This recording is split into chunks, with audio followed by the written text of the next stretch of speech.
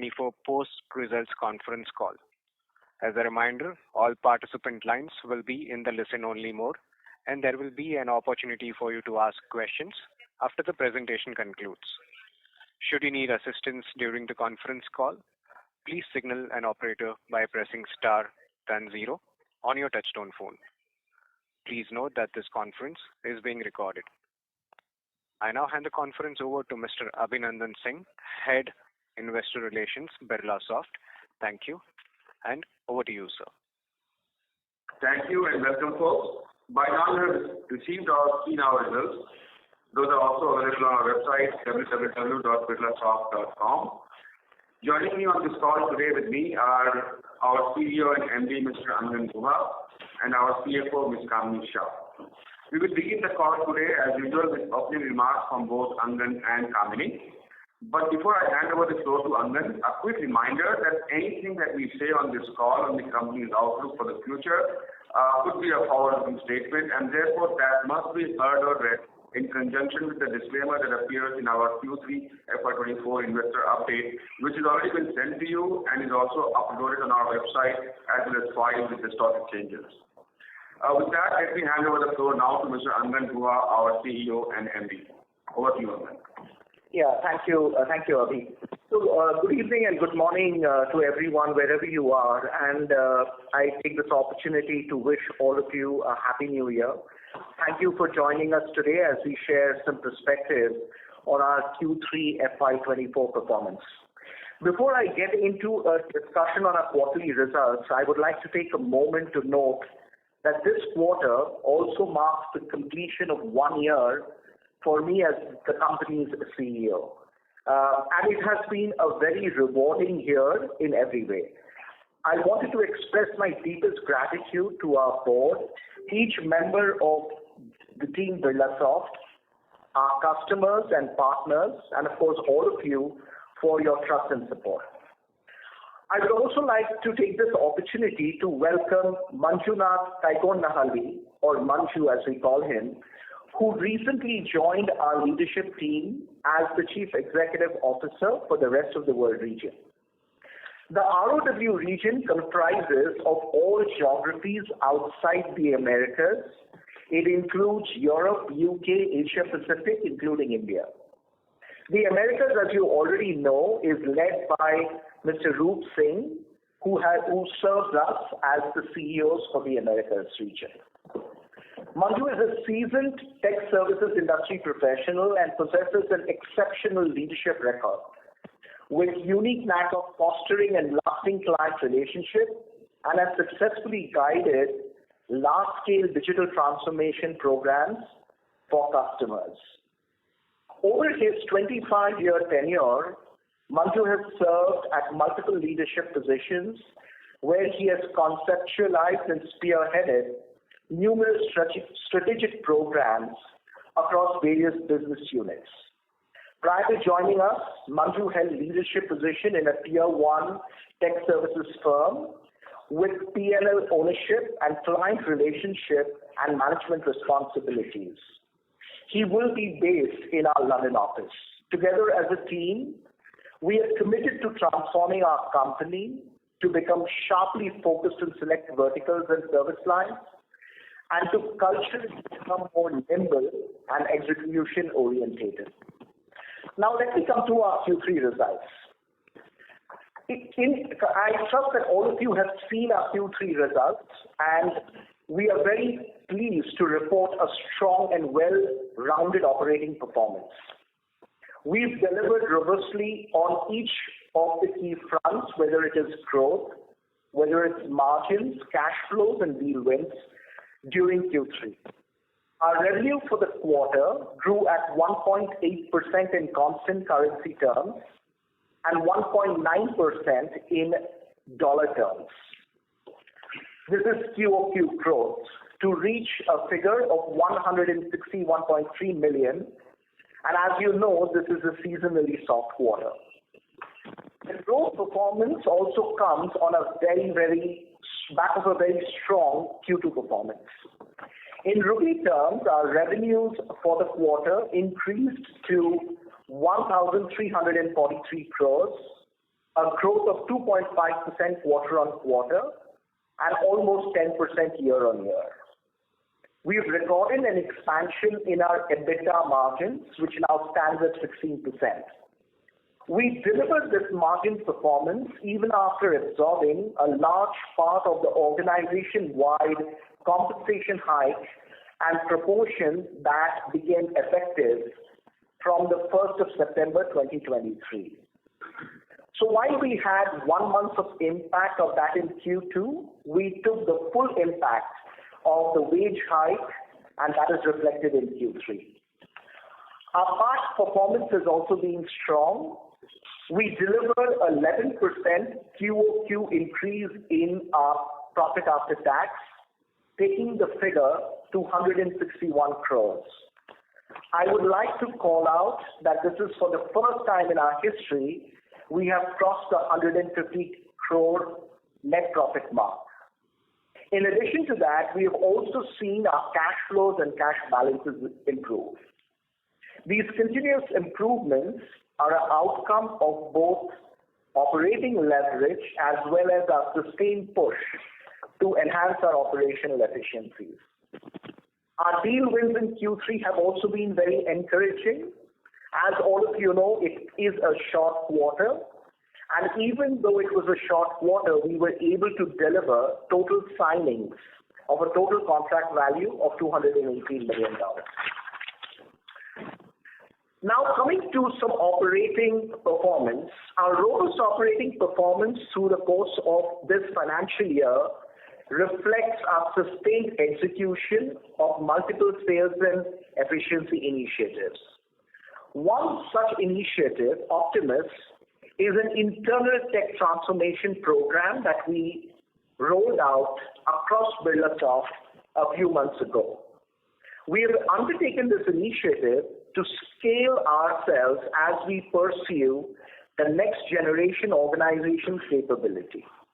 As a part of Optimus, we are focusing on the next wave of profitable growth, industrializing our delivery, becoming a partner of choice in emerging technologies, enhancing our employee experience, and building a best-in-class talent pool. When Kamini talks about the detailed performance, she will touch upon the Optimus program in a little bit more detail. So in conclusion, our strategy of leveraging our strength and retaining and mining existing accounts has been playing out very well, and this is visible in our deal flows as well as our top account growth. Our total TCV for the first 9 months of FY24 is 9% higher than the total TCV during the same period in FY23. Our effort is to wrap up Q4 with sequentially higher deal TCV signings, and that will position us very well for the next fiscal. However, I would also like to state that there has not been any material change in the macroeconomic environment as compared to a quarter or two ago. So we see our customers optimizing their spends, the deal sizes are getting smaller, and the customers are very cautiously optimistic when it comes to their spends. In the immediate term, because we were able to offset the impact of the furloughs in Q3 with certain short-term projects, that will also reflect any bounce back in the fourth quarter that one usually expects. We believe that our focus on actively driving and creating proactive deals on execution and on capability building will enable the next phase of our growth journey. We, as we have said before, we continue to remain very focused on execution as we go forward, and we will obviously take one quarter at a time. At this point, I would request Kamini, our CFO, to share her perspectives on the quarter. Kamini? Thank you, Angan. A very good day to all of you. I would like to wish you a very happy new year, and thank you very much for joining our call. Let me take you through the financial highlights for the third quarter of the current financial year. As you would have seen, we have reported revenues of 161.3 million, for Q3/24, which is a growth of 1.9% quarter-on-quarter in dollar terms. On a constant currency basis, the same growth translates to about 1.8%.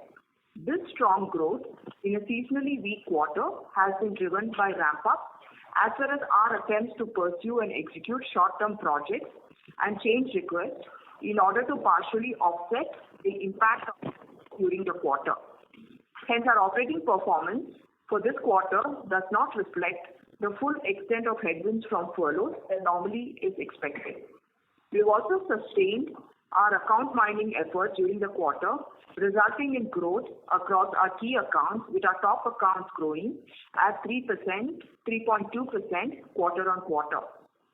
Amongst the verticals, energy and utilities has delivered the highest growth and has been up 7.9% due to new deal ramp-ups. Both manufacturing and life sciences have grown at 1.7% and 1.3% quarter-on-quarter. BFSI as a vertical tends to be relatively more affected by furloughs and hence has registered a quarter-on-quarter decline of 0.7%. As far as our service lines are concerned, we have seen growth across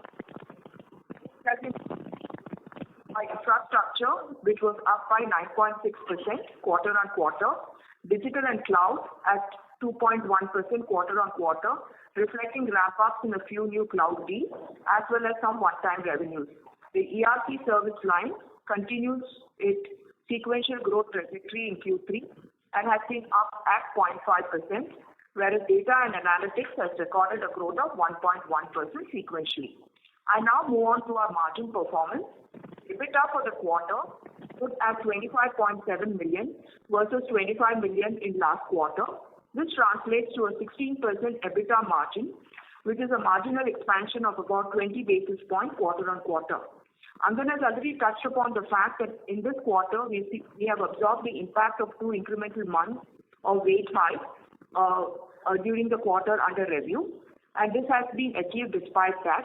A lot of operational efficiencies and better utilization and the benefits of the project work and change request has enabled us to maintain our margin performance. Our other income has shown an increase quarter-on-quarter. About 1.5 million of that has been on account of restatement of forex on account of branch results. As a result, our PAT for the quarter has increased to 19.3 million. This is up 10.4% quarter-on-quarter, translating to a PAT margin of about 12%. I will now briefly touch upon some of the key balance sheet items. We've seen a sequential improvement in our quarterly collection during Q3, resulting on a DSO days which is at 51 days. This is the best DSO level that we have seen in the last 8 quarters. And sustained strong collections are also a testimony to our execution and delivery capabilities. Our operating cash flow during Q3 has been at about 141% of our EBITDA.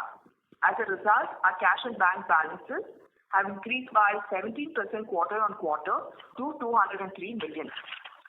Before I conclude, I would like to elaborate a little bit on our tech transformation initiative called Optimus that Angan had earlier alluded to. Over the past few months, we have been undertaking multiple operational efficiency initiatives while also making the investments which are necessary to drive growth in our business. Optimus, which was conceptualized and rolled out earlier during the current financial year, simplifies and scales our processes, emphasizing automation at the core. So this program is aimed at enhancing workflows through simplified processes, touchless operations, persona-driven dashboards, data insights, and decision intelligence.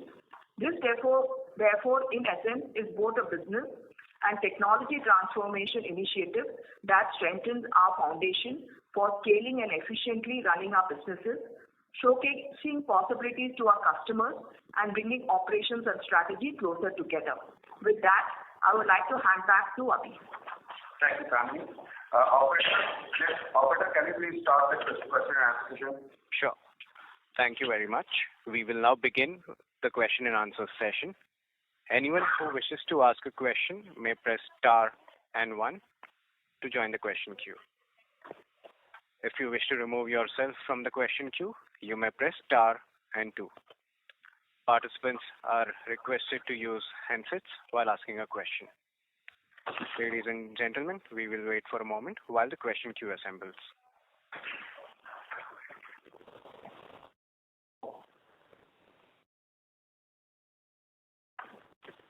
The first question is from the line of Ravi Menon from Macquarie. Please go ahead. Hi, thank you. And congrats on a really good quarter. I wanted to ask about the on-site revenue proportion reducing. Is that something that was impacted by furloughs or holidays, leave, etc., taken more on-site, or is this an operational shift that will endure? Yeah. So Ravi, from a furlough perspective, we saw some amount of furlough coming up in on-site, the on-site work that we deliver, but we also saw furloughs offshore. And specifically in a segment like BFSI, we saw furloughs, but we were able to mitigate some of it because of short-term project work that we were able to pick up, and as well as the change requests that we were able to drive from customers. But definitely we got impacted by furloughs. Kaman? Yeah. And Ravi, the only thing I would like to add is that some of our new wrap-ups have actually happened offshore, which has also resulted in the marginal shift that you are seeing between on-site and offshore. Thank you. Appreciate that. And it looks like the new deals are also more fixed price in nature, because I see the fixed price execution is also going up. So could you give a little bit of sense of what sort of projects these are, in specific areas, large programs where you're seeing traction? Yeah, so Ravi, our fixed price portion of the overall business is definitely going up. We are able to work with our customers to deliver work which is more repeatable in nature, which is why you will see a little bit of more traction on the annuity business side. But look, as we mature our relationship with our clients, and as we do more digital work as well as more AI work, the kind of work that we do and the kind of commercial models that we work with our clients will essentially vary from client to client. Now, our anticipation is it would most likely be T&M as we deliver more AI work for our clients, but the repeatable work will be more fixed price. Thank you. I appreciate that, again. And last thing on the SAP HANA, I know that you guys have a strong SAP practice. So is that deadline for HANA transformations, transition to HANA, is that giving you some traction in the market? It is. And I think that's a big opportunity for us. I mean, we have, like I had said in the last quarter as well, we have a new leader who leads our ERP practice right now, and our relationship with not only SAP, but the other partners are also improving. And I think that will represent a big opportunity for us over the next couple of years, Ravi. Thank you so much, and best of luck. Thank you. The next question is from the line of Abhishek Bhandari from Nomura. Please go ahead. Thank you, Angan. Congrats on a good quarter. Had questions. First is, despite the furlough headwind, we were able to deliver pretty strong growth in Q3. So should we think that now from here on the growth should accelerate in Q4 and the rest of fiscal 25? Yeah, so fiscal 25 is a little hard for us to comment, Abhishek, because the macroeconomic situation has not really changed, right? It is still quite challenging, and we have to take one quarter at a time. I think the team has done an incredible job on execution in Q3.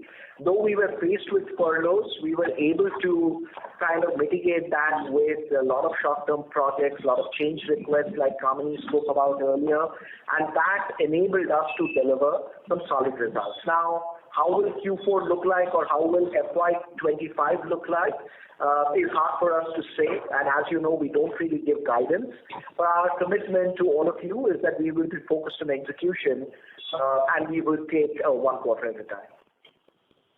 Sure. Thanks for that, Angan. And then second and last question is your senior leadership hiring largely done, or are there any roles left to be filled? And two, with all this senior leadership, being done in place, is there any material impact on the cost, what we should be thinking about from a forward perspective? Yeah. So, Abhishek, again, first of all, at the senior most levels, all the hiring is done. I mean, we will, of course, hire for some strategic roles like the Chief Strategy Officer, etc. But that is, one or two other senior hires. But apart from that, whether it's our vertical heads, whether it is our service line heads, our client partners who manage some of our largest relationships, the CXOs are all hired. But remember, Abhishek, that we need to continue to do our investments, like I have said, in technology, the tech transformation that we have embarked on, we will do investments there. We will do investments in our domain capability. I still think that we have got a long way to go in building out world-class domain capability, and we need to do a lot of investments on that side.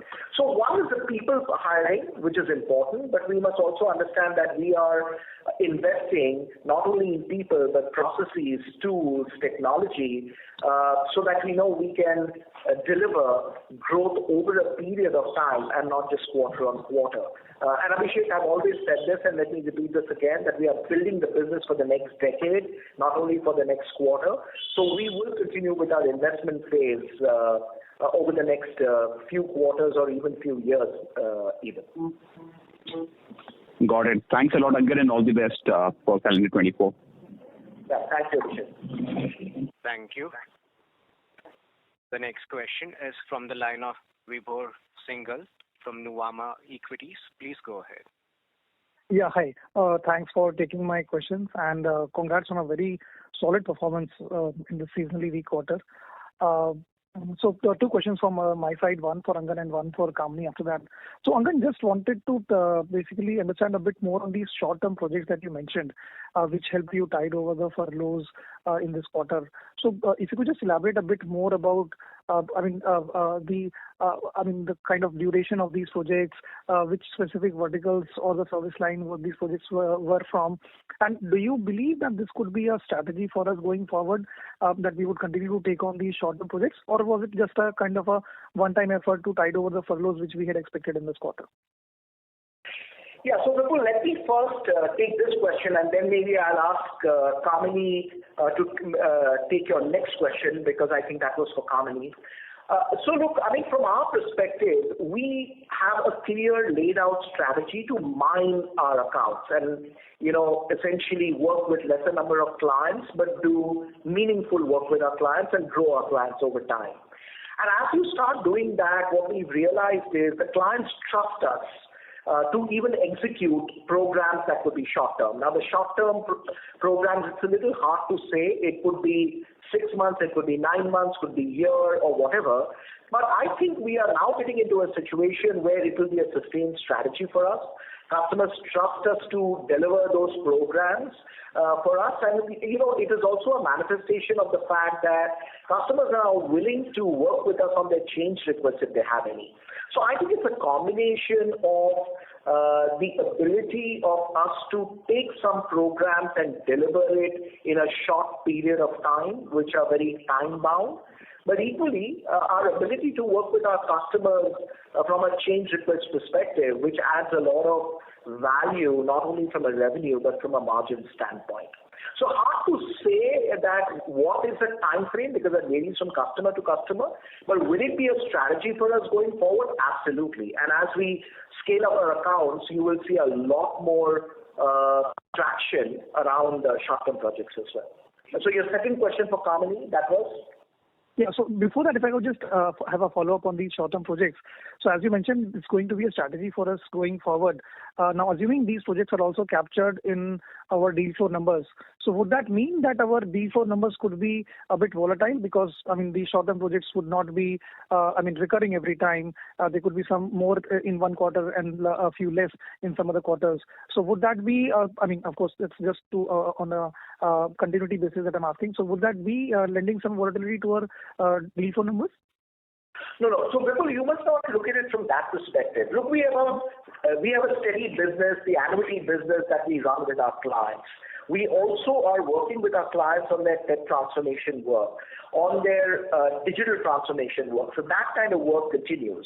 The short-term projects are if a customer wants help in executing a particular program, which is very important for the customer, we jump in and help them execute the program. Now, this could happen every quarter, and it could vary from customer to customer. Maybe there is one quarter where some of our manufacturing customers want help with that, and we will be able to step in and do that.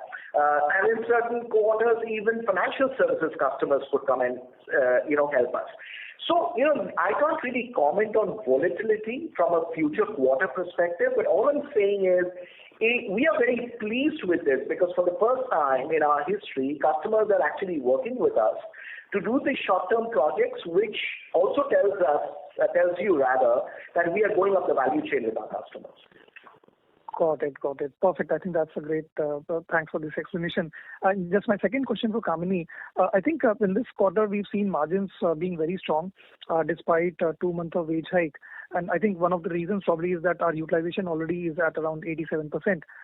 So basically, do you believe that the levers that we would have, let's say, have for further margin expansions are pretty much exhausted, and going forward, we could probably have margins stabilizing at current levels?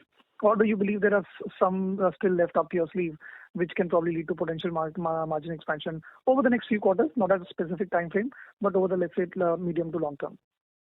So Vipul, you're absolutely right. I think we have really stretched our utilization quite a bit, as you can see at 87%, and the other operational levers. So I think a lot of the initial wins have already been taken. While we will still continue to find opportunities, I don't think we have too much of a difference that you would see from a margin standpoint. As Angan mentioned earlier, we will continue to invest back into our business. In addition to all that Angan spoke about, we will also be investing in the rest of the world with Manju coming on board.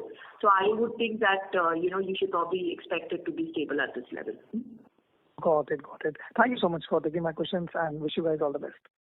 Thank you very much. Thank you. The next question is from the line of Mohit Jain from Anand Rathi. Please go ahead. Hi, sir. 2 questions, both related to revenues. So one is, did you guys mention in the opening remark that there's some one-time revenue which has come in this quarter? And therefore, Q4 growth should be a little less compared to what would be the case usually? Yeah. So, Mohit, like I was explaining in the earlier call with Vibhor, the one-time revenue is more to do with the projects that we are delivering for our clients. So you should not look at it as one time. It is more about project-led revenue that we have been able to get. But apart from that, we were also able to drive a lot of CRs, change requests with our customers, and that has helped us not only on the margin side, but also on the revenue side. Now, whether these change requests will continue in Q4, the one-time revenue, which is really project revenue, will continue in Q4 or not, it's hard to say. But I can only tell you that now customers, like I was telling Vibhor earlier, our customers are now willing to work with us on specific projects where they believe that we can add a lot of value. So they're not really one time, but we should say that possibly it is part of our strategy, and we have to see how these change requests happen in Q4, right? That is correct, which is what I told Vibhor also, Mohit, that it is not a one time, it is more project-driven work. So, and it will be a part of our strategy going forward. Right. And second was on this slight TCV decline on a YOY basis.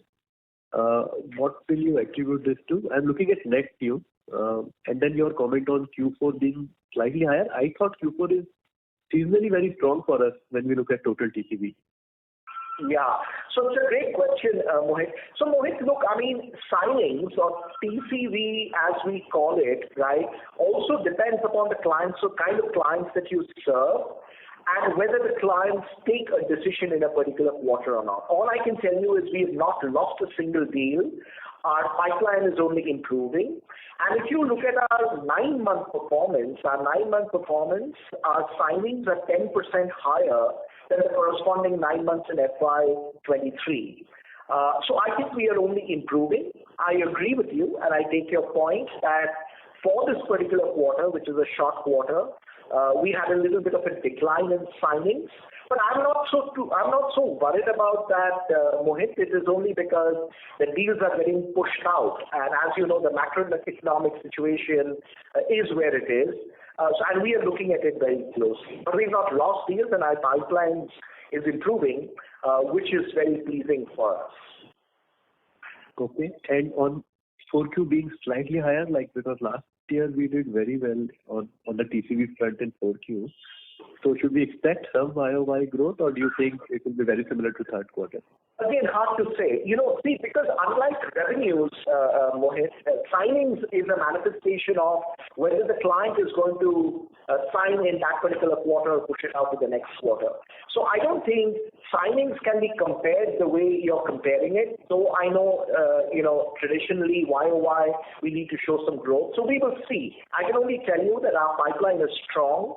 We will work with our customers to help them in their transformation journey, and our endeavor will be to sign as much as we can. I mean, that's all I can say. Now, whether it'll be far better, a little better compared to 3Q or last year 4Q, I can't say at this point in time, Mohit. Right. And last year on margins, like earlier we were of the view that potentially our margins should go up. This is from a longer term perspective, more towards 2-year to 3-year perspective. But right now we are saying that we should be at 16 more or less, and then we have to see how things progress. Is that the right? Yes, and Mohit, you must look at it from a perspective in terms of what we are building for the long term, right? Margin is one way to look at it, but the other way to look at it is, what investments are we making to build up our capabilities, to build up our domain, to build up our front-end, teams which go and mine accounts. So like Kamini suggested, that our endeavor will be to keep margins in a narrow band, but you must also look at it in conjunction with the fact that we will invest a lot more in our business. So that we can the band can be considered like 16 to 17, or where is that band? Hard to say. So, we will focus on execution, Mohit, for sure. Our endeavor will be to keep it in a very, very narrow band as we continue to invest in our business. Perfect, sir. Thank you and all the best. Thank you, Mohit. Thank you. The next question is from the line of Manik Taneja from Axis Capital. Please go ahead. Thank you for the opportunity. Congratulations, Angan, for the splendid performance. I had a couple of clarification questions. First question essentially is with regards to our client metrics. If we look at our total client base that has been coming off over the course of last 12 months since you joined. So just wanted to understand where are we in the journey to essentially cut the long tail of accounts so that we can focus on customers who we can mine and grow with. That's question number one. The second question was for Kamini with regards to our margin performance. Given the significant increase in offshore revenue mix, and I do understand we gave some wage hikes during the current quarter, despite that, our gross margins essentially seem to have come off. So what could have driven that change? And also, if you could talk about the factors that drove the decline in terms of non-manpower expenses. Yeah. So Manik, let me talk about the clients first, right? If you remember 1 year back when I joined, I had clearly laid out a strategy of working with fewer clients, but building long-term relationships with clients and mining our clients to get the revenue profile to the different bands. And as you know, in our industry, we can build 10 million clients, 25 million clients, 50 million clients, 75 million clients. So you'll be happy to know that our top 20 or even our top 10 and top 20 client lists have actually shown 3.5% growth quarter on quarter, which in my mind has been a solid performance. Tells you that our client mining strategy is playing out. Now we obviously want to work with lesser number of clients, which is why we are strategically trying to reduce our tail as much as we can. Now, ideally, are we there yet in terms of the number of accounts that we want to serve as we continue to grow our business? I think we are almost there. We may probably cut back another 10 or 15 clients, but ideally, I feel that the 250 number anywhere between 200 to 250 number is the right number. But again, this number may vary from time to time or quarter to quarter, depending upon how we are seeing the market, and we are keeping a very close eye. But we have very significantly cut our tail over the last 12 months, and that is showing up in the number of clients. Now, I just make one point on the margins, and then I will hand it over to Kamini. Look, we've been saying it all along that we will continue to invest in our business, right? And in the quarter that has gone by, we have taken 2 months of wage hikes, which is why you're seeing a little bit of a pressure on the gross margin side. But we've been able to execute very well. Kamini also mentioned that our hit was almost 1.5%, and because of the strong execution that has been done by our teams, we've been able to mitigate all of that. Right? So you must look at it from that conjuncture. On the people cost, I'll ask Kamini to comment. Sure. Yeah. So Manik, I think Angan has covered that to an extent. If there's an increase as far as our people cost is concerned, it's largely been because of the wage hike. We've been able to use our bench a lot more effectively. That's how our utilization has gone up. And, we've also started moving out a lot of subcontractors and started having our employees do it. So with all these aspects, right, our gross margin has been flattish quarter on quarter. And I think that's the area that we will continue as we go forward while continuing our investments that we spoke about earlier, whether it is domain or it's, in building our leadership or it's in terms of the rest of the world organization and our tech transformation. So we will continue with that. Sure. If I can chip in with one more question. In the recent past, you have spoken about the SAP upgrade cycle essentially being beneficial to our business. If you could talk about what are you seeing on that front and how should we be thinking about growth in the segment over the next 18 to 24 months? Yeah.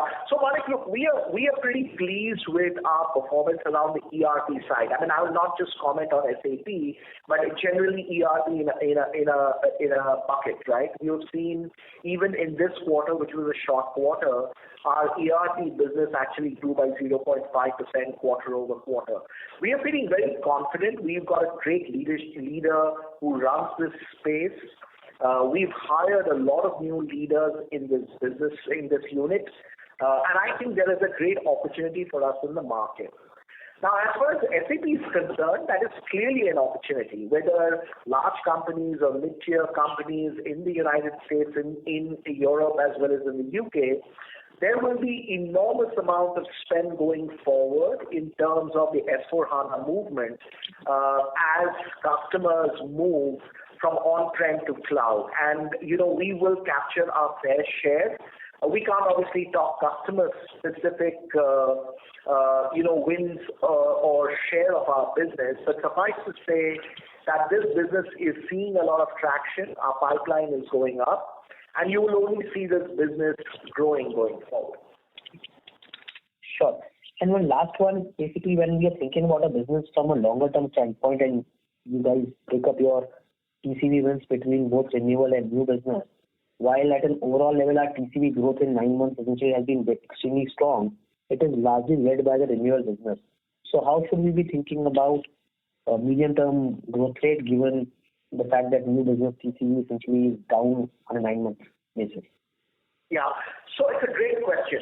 So look, first of all, when you look at our renewal business also has a component of new, right? We measure our business between existing renewal, existing new, and net new, right? These are the 3 buckets. If you look at our second bucket, which is existing new, we've been able to add a lot of new revenue from our existing clients. But I buy your point that there is an opportunity for us to win more next new deals, and we are working on it. But equally, we are incredibly pleased about the fact that whether it's our top 10 accounts, top 20 accounts, we've been able to mine and get new business from our existing account and existing projects. And that has shown up in our revenue uptake. I'm thinking that will be a strategy for us, and we will continue to drive that strategy and look at that very, very closely, because that is a good growth engine And as I'm sure you know, that any time you keep scaling up your account, it also has a direct impact on your margin profile. Sure. Thank you. All the best for the future. Thank you, Manu. Thank you. The next question is from the line of Shraddha from AMSEC. Please go ahead. Yeah, hi. Congrats on another strong quarter. Most of my questions have been answered. Just a couple of business questions. First, with the residual impact of short-term projects, do we see that things having some impact in our total numbers as well? So, Shraddha, again, when we say short-term projects, you must look at it as project work rather than short-term projects. I mean, short-term is just by definition, it could be 6 months, could be 1 year, etc. I don't see that as an impact. In fact, I see that as a strategy for our company to kind of work with our clients when our clients want to do short-term work. And that business, like Kamini also mentioned earlier, could also be quite profitable.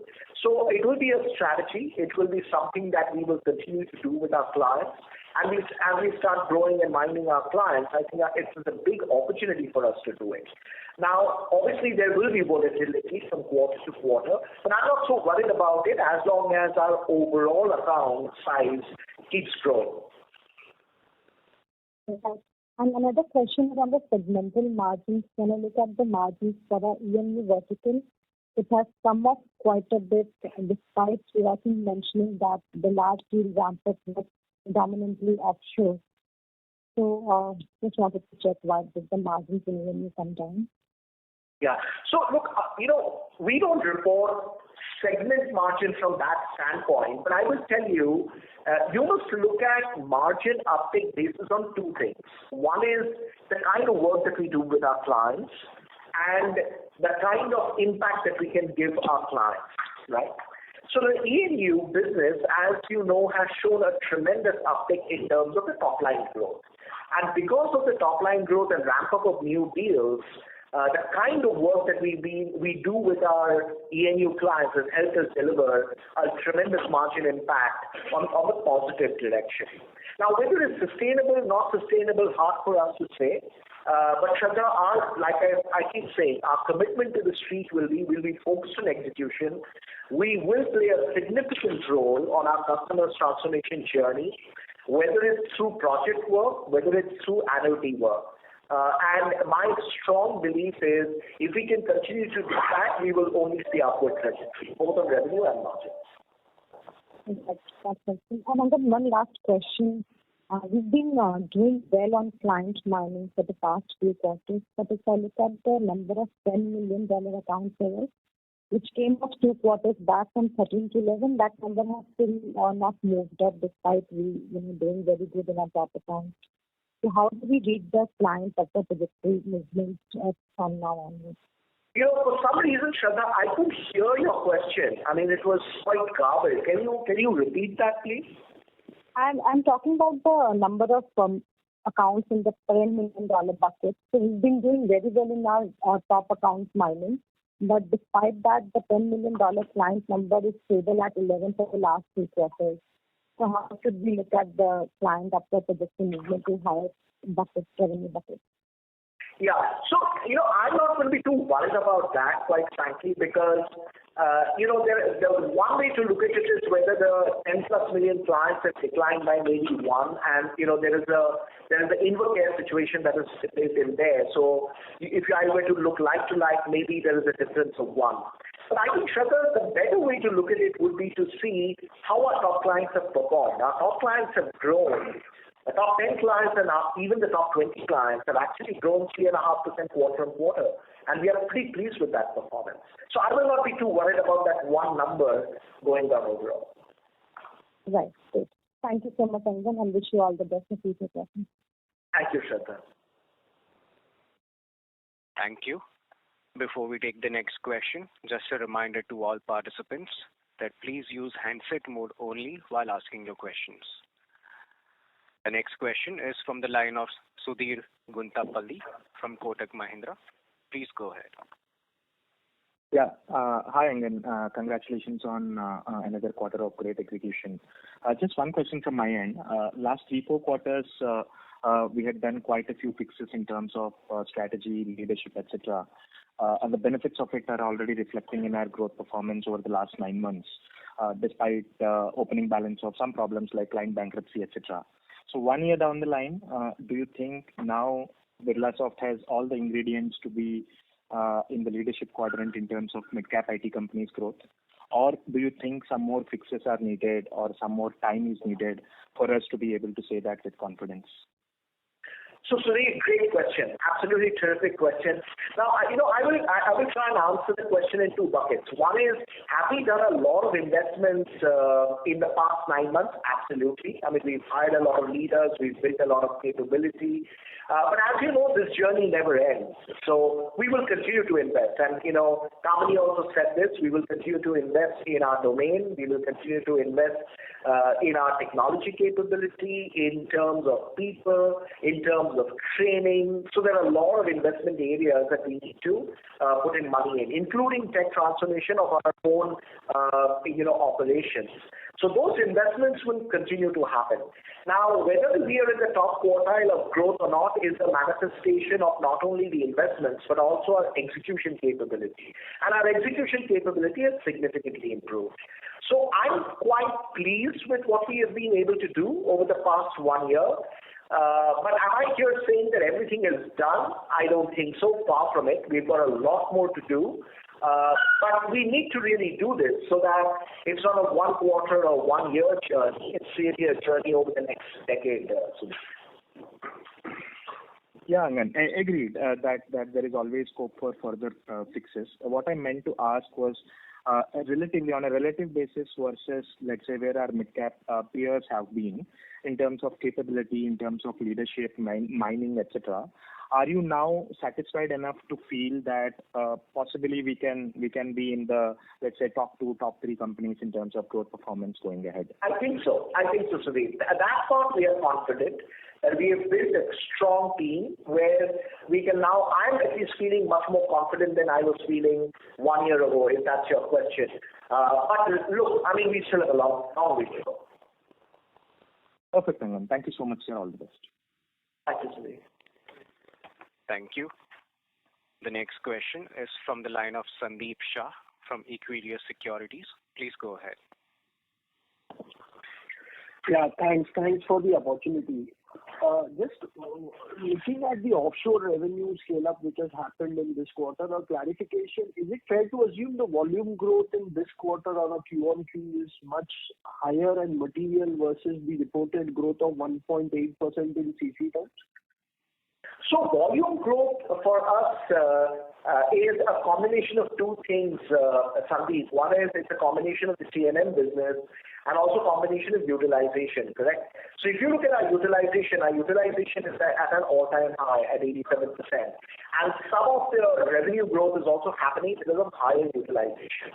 Now, are we happy with the volume growth that we have got? We are. But is there an opportunity to improve that further? Absolutely, there is an opportunity to improve that further, given the client mining rigor that we have put in. I know it's not a straight answer, but I think the big uptick has also happened because of higher utilization. Okay. And the second question is in terms of the 2Q earnings call. And then you clearly said 3Q would be softer because of furloughs, but we can see a bounce back of the growth in the 4th quarter. Versus now your commentary is slightly mixed about the 4th quarter growth pickup. Am I wrong in assuming that, or do you still believe the growth bounce back could be solid in the 4th quarter versus 3rd quarter? Yeah. So, look, I can't give a guidance. And the only reason I can't give a guidance is because the world is very uncertain, right? And Sandeep, I've said this before, even in 2Q earnings call, I've said that we will be sharply focused on execution. So we will see how the next quarter goes. right? Q3 was obviously softer than Q2. Q2, as you would have remembered, we delivered 3% plus QOQ, whereas in 3Q we've delivered about 1.92 or 2, to round it off 2% QOQ. So obviously it was softer because it was a shorter quarter. Now how Q4 pans out, we will see. We are focused on execution. We are working with our clients. And we will try and do our best. That's all I can say at this point in time, Sandeep. Okay. And the update in terms of the large deal win of the last quarter, where we said the ramp-up will happen from April of the coming year, which is 2024. So any status update, any delay in that ramp-up schedule? No, we are on schedule as far as next fiscal is concerned. Okay. And the last question, Angan, this short duration deals, smaller projects, is it the nature of the deal is employee ramp-up deals, or these are slightly like a digital kind of a deals which are short duration, agile based, which converts faster? If it's a first one, then why are we want to increase that scale of business which has lower predictability and lead to a volatility in the revenue growth Q on Q? So Sandeep, it's not the former. It's a later actually. So you said it very rightly. We do not want to do people ramp-up deals, right? We want to do deals which are shorter in nature only and only if we can impact our client's outcome. Otherwise, we are not interested in doing some T&M deals which are, people-based deals. The deals that we are talking about is where we actually create an impact for our client business outcome. And that is something we want to continue to do because that helps build our domain as well.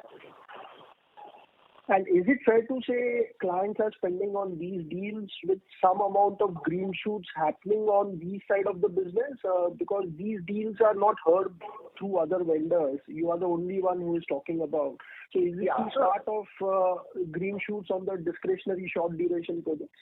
No, I don't think that we should make that assumption just yet. Only what I'm saying is, Sandeep, because we are able to serve our customers better and the customers now are begin to trust our execution capability, they are willing to do deals with us which are more domain orientated. But does that mean that, we will get multiple deals like that or big deals like that? It's hard to say because the macroeconomic environment has not changed, right? But I think within the situation that we are in today, because of our understanding of the client's business or the client's domain, we want to definitely capitalize on this.